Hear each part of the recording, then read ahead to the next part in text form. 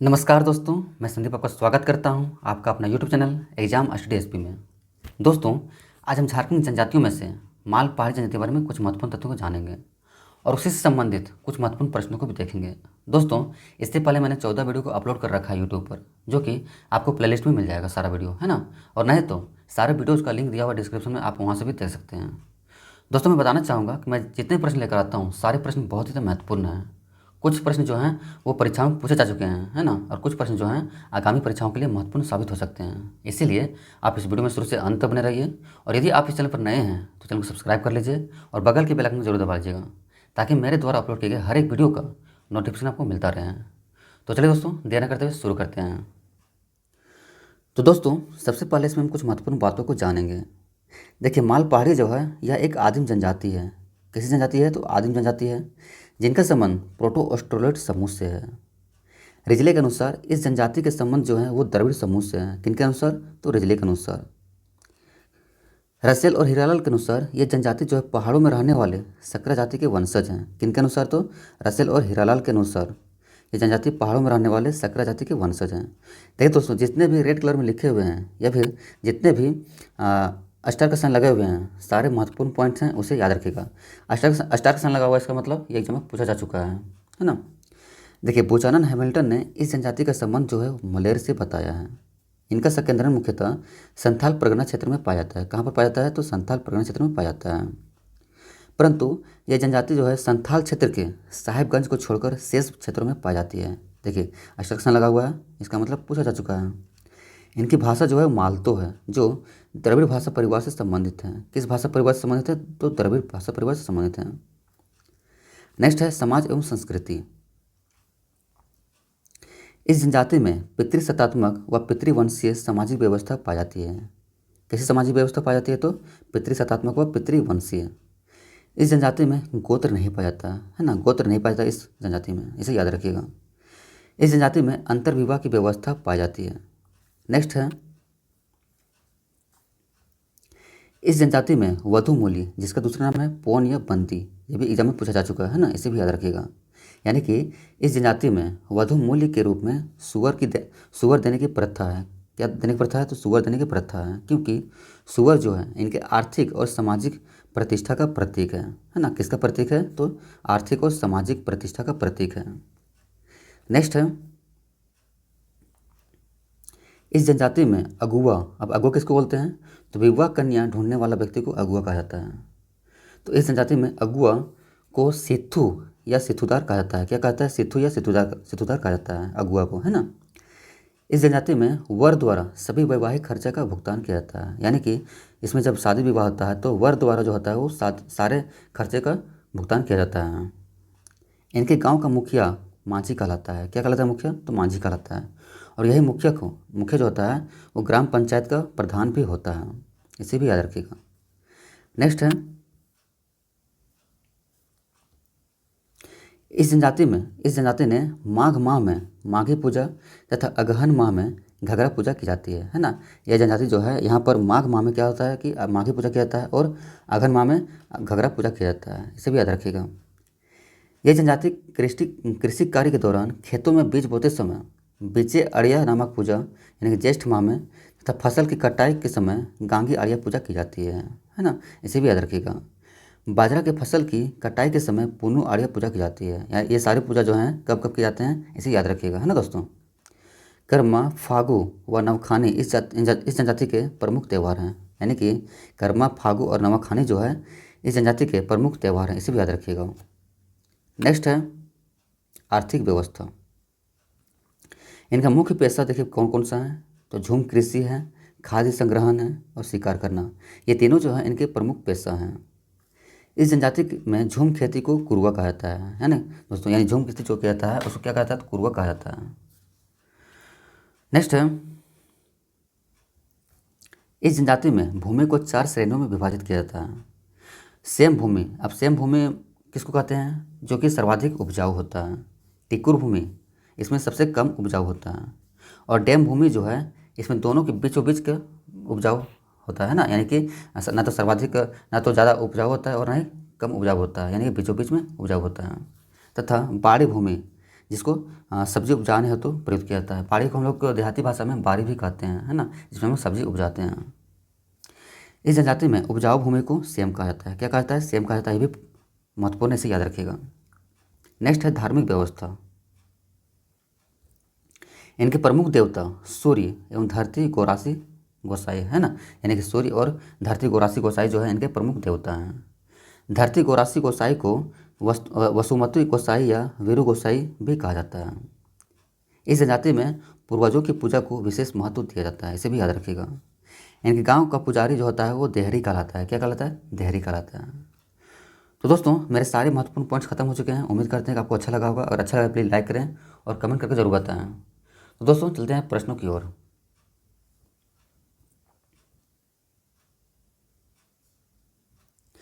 माल पहाड़िया जनजाति के संबंध में कौन से कथन सत्य है?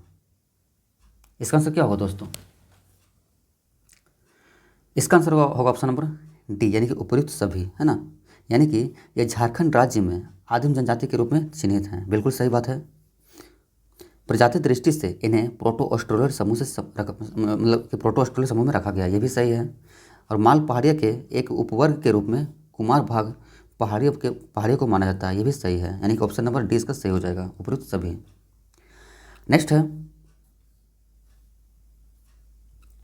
माल पहाड़िया को रिजले ने किस वंश का माना है? इसका आंसर क्या होगा दोस्तों? इसका आंसर ऑप्शन नंबर ए, यानी कि द्रविड़, है ना, यानी कि माल पहाड़िया को रिजले ने किस वंश के रूप में माना है? तो द्रविड़ के रूप में माना है। नेक्स्ट है, माल पहाड़िया को किस जाति का वंशज माना जाता है?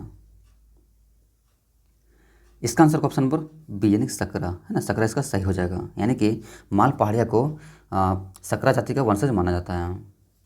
नेक्स्ट है, माल पहाड़िया का मुख्य निवास स्थल है तो कहाँ है दोस्तों?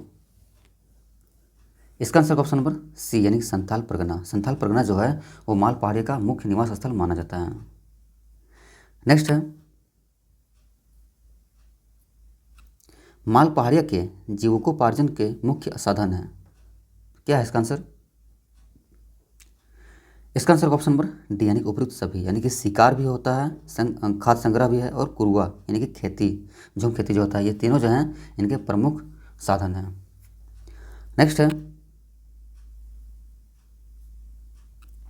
माल पहाड़िया स्थानांतरित खेती को क्या कहते हैं? इसका आंसर ऑप्शन नंबर ए, यानी कुरुआ, है ना, माल पहाड़ी जो है स्थानांतरित खेती को कुरुआ कहते हैं। नेक्स्ट है, माल पहाड़िया की भूमि जो कि 4 श्रेणियों में विभाजित, कौन कौन? सेम, टिकुर, डेग तथा घर बाड़ी में विभक्त हैं। इनमें सर्वाधिक उपजाऊ भूमि कौन है?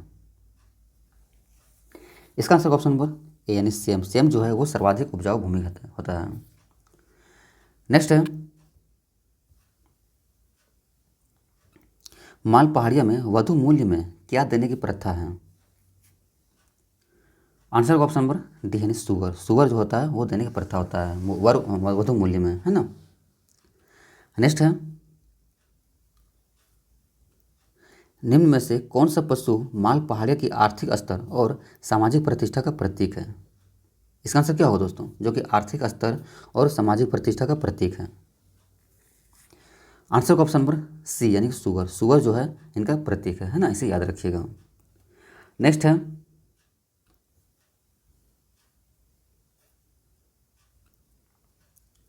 माल पहाड़िया की सामाजिक व्यवस्था के संबंध में कौन सा कथन असत्य है? इसका आंसर ऑप्शन नंबर डी, यानी कि डी ऑप्शन जो है वो गलत है। इनमें पिता के संपत्ति का उत्तराधिकारी लड़कियों को होती है, ये गलत है ना, ऑप्शन नंबर डी इसका सही हो जाएगा। देखिए, इनका परिवार जो है पितृसत्तात्मक व पितृवंशीय होता है। इनमें गोत्र नहीं पाया जाता है, और इनमें पिता के लिए अब्बा और माता के लिए अय्या शब्द का प्रयोग किया जाता है। ये तीन ऑप्शन जो है सही हैं, और ऑप्शन जो डी है वो गलत है, इसे याद रखिएगा। नेक्स्ट है, माल पहाड़िया में वधु मूल्य कहलाता है, तो दोस्तों वधु मूल्य क्या कहलाता है? इसका आंसर ऑप्शन नंबर डी, यानी कि बी एवं सी दोनों, है ना, यानी कि बी एवं सी, पौन और बंदी, है ना, पौ और बंदी कहलाता है। नेक्स्ट है, माल पहाड़िया में तलाक की स्वीकृति कौन देता है? आंसर होगा ऑप्शन नंबर सी, यानी कि भाई याद, भैयात जो हैं वो तलाक देने की स्वीकृति देता है ना। नेक्स्ट है, माल पहाड़िया के सर्वोच्च देवता कौन है? आंसर होगा ऑप्शन नंबर ए, यानी कि धरती गौरासी गोसाई। धरती गौरासी गोसाई जो हैं वो माल पहाड़िया के सर्वोच्च देवता हैं। नेक्स्ट है, धरती गौरासी गोसाई को अन्य किन नामों में जाना जाता है? किन नामों से जाना जाता है? दोस्तों अगर आप सारे पॉइंट्स को ध्यान से पढ़े होंगे, ध्यान से सुने होंगे, तो जरूर आपको याद होना चाहिए। इसका आंसर क्या होगा दोस्तों? आंसर का ऑप्शन नंबर डी, यानी बी एवं सी दोनों, है ना। यानी कि वसुमती गोसाई और वीरू गोसाई कहा जाता है धरती गौरासी गोसाई को। नेक्स्ट है, माल पहाड़िया की सबसे महत्वपूर्ण पूजा कौन सी है? आंसर होगा ऑप्शन नंबर बी, यानी कि माघी पूजा। माघी पूजा जो है वो सबसे महत्वपूर्ण पूजा है। नेक्स्ट है, माल पहाड़िया में जेठ के महीने में कुरुआ खेती में बीज डालने के समय कौन सी पूजा होती है? आंसर होगा ऑप्शन नंबर बी, यानी कि बिची एराई। बिची एराई पूजा होती है ना, इसे याद रखिएगा। नेक्स्ट है, माल पहाड़िया में गांगी पूजा किस महीने में होती है? आंसर होगा ऑप्शन नंबर सी, यानी भादो पूजा में, भादो में होती है ना। यानी माल पहाड़िया में गांगी पूजा जो होती है वो किस महीने में होती है? तो भादो महीने में होती है। अगला प्रश्न है, माल पहाड़िया में ओसरी यानी कि ओसरी एराई यानी कि घंघरा पूजा किस महीने में की जाती है? आंसर होगा ऑप्शन नंबर बी, यानी कि अगहन, है ना। यानी कि ओसरी एराई यानी घंघरा पूजा जो होता है वो किस महीने में किया जाता है? तो अगहन महीने में किया जाता है। नेक्स्ट है, और अंतिम प्रश्न है, माल पहाड़िया के गांव का मुखिया क्या कहलाता है? दोस्तों मैं इस प्रश्न का जवाब नहीं बताऊंगा, आपको खुद इसका कमेंट बॉक्स में बताना होगा इसका आंसर, है ना, कि इसका आंसर क्या होगा। तो दोस्तों उम्मीद करता हूँ कि आपको सारे प्रश्न बहुत ज़्यादा पसंद आए होंगे, वीडियो पसंद आया होगा। और पसंद आए तो प्लीज़ लाइक करें और कमेंट करके जरूर बताएं। और दोस्तों इसे अपने दोस्तों के पास भी जरूर शेयर करें। चलिए फिर मिलते हैं नेक्स्ट वीडियो में।